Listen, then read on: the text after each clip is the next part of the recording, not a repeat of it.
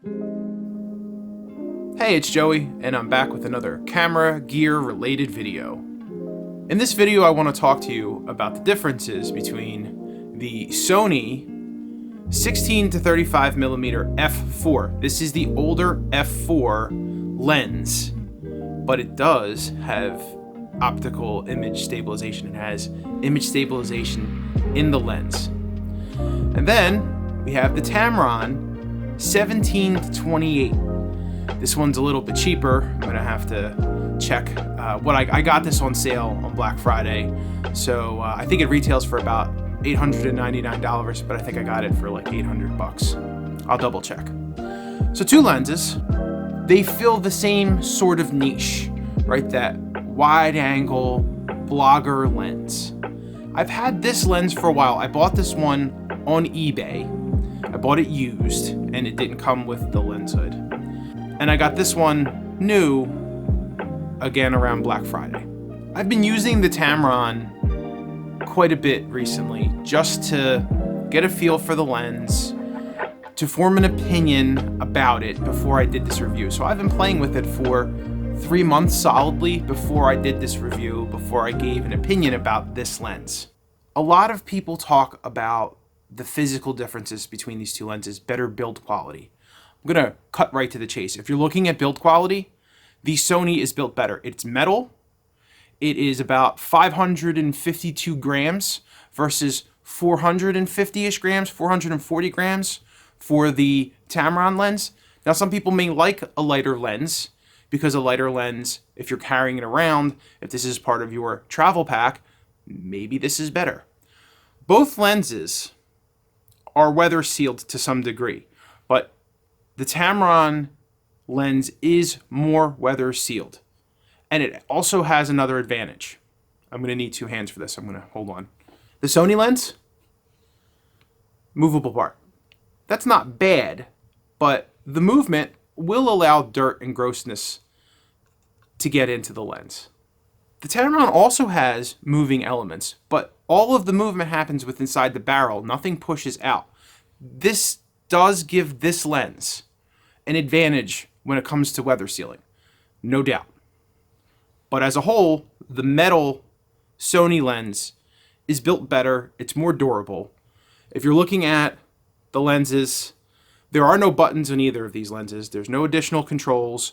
There's no switches. There's just 2 rings. There's the focus ring, and then there's the zoom ring. That's it.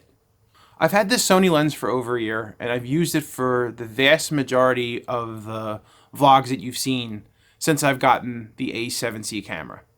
What I will say in the usage of these two lenses, I like having the extra 28 to 35 range on this lens.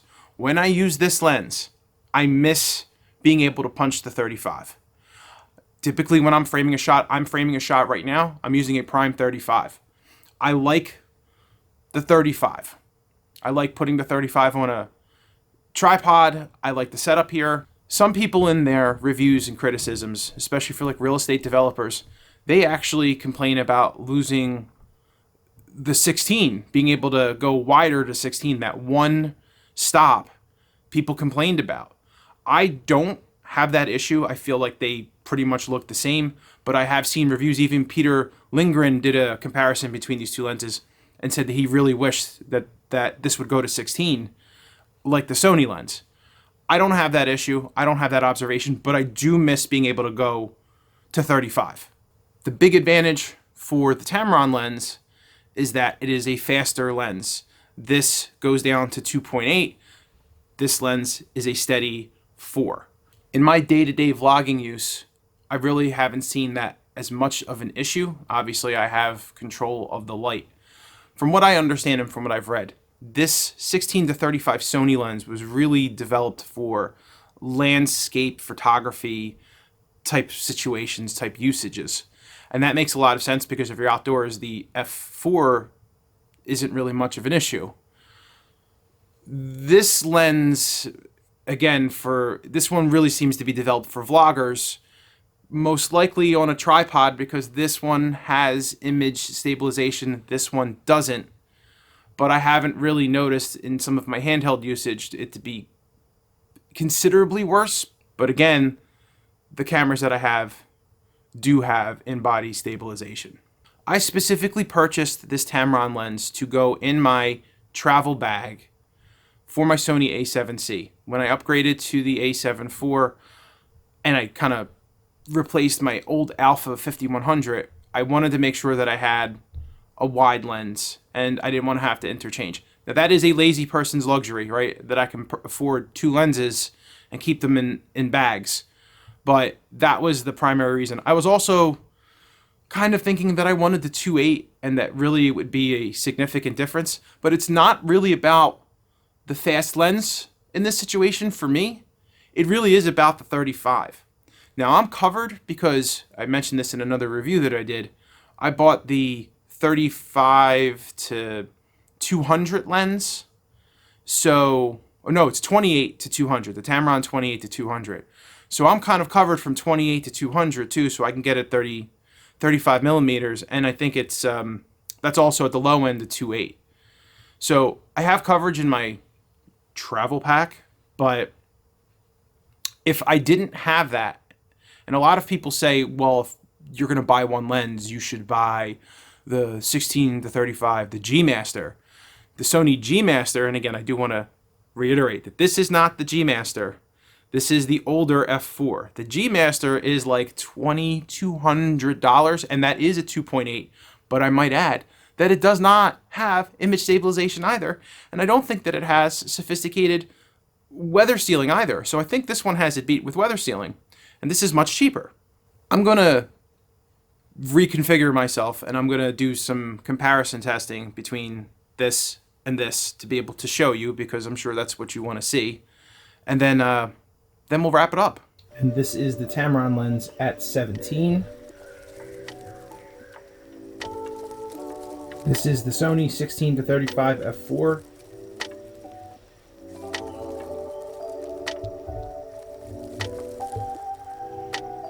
And that's at 28. This is the lens at 28. So this is the 16 to 35 at 28 to make a comparable comparison to the other lens. Now I'm going to punch it in at 35. So 28, 35.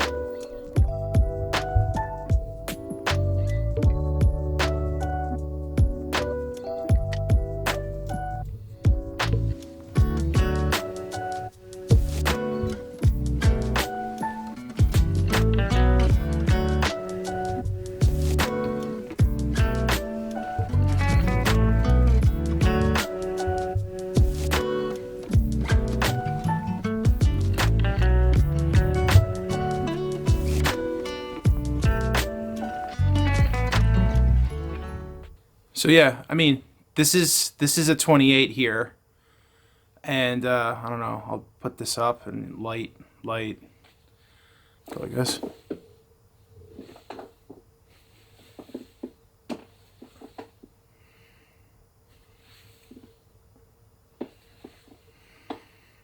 I did forget to mention in the other section of the video that I find that the autofocus with the Tamrons, they seem to be very comparable to the Sonys. It doesn't seem like it's making any additional noise. It's quiet, so no issues there. Generally, the Sony lenses are a little bit better with the focusing, but it's kind of marginal, especially for this type of situation where you're a talking head.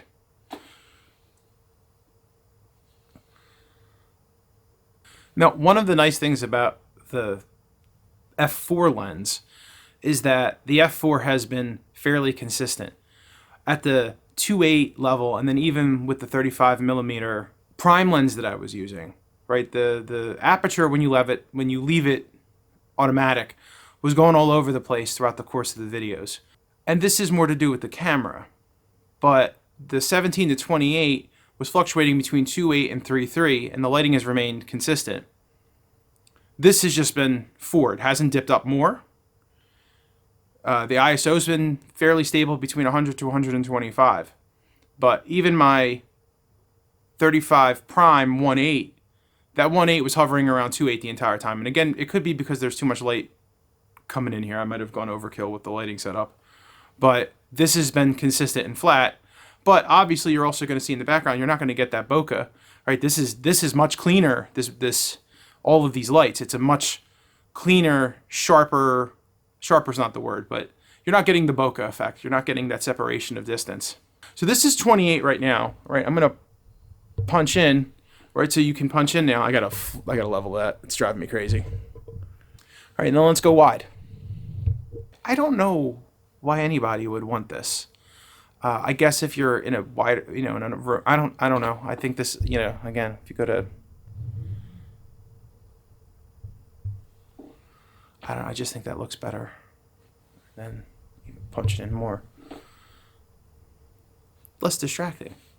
But again, for an old lens, if you really want the image stabilization and you really want to stay in the Sony system, this is a nice lens. You're not going to get as much bokeh, and you don't get a lot of bokeh anyway because it's a wide lens. So thank you for watching the video. In summary, I do think this is a very good lens, especially for the price. This does have the option. This is a little bit sharper. Actually, maybe a little bit more than sharp, especially when you go past 28 with this lens. This lens kind of falls off a cliff a little bit at 35, 28 to 35.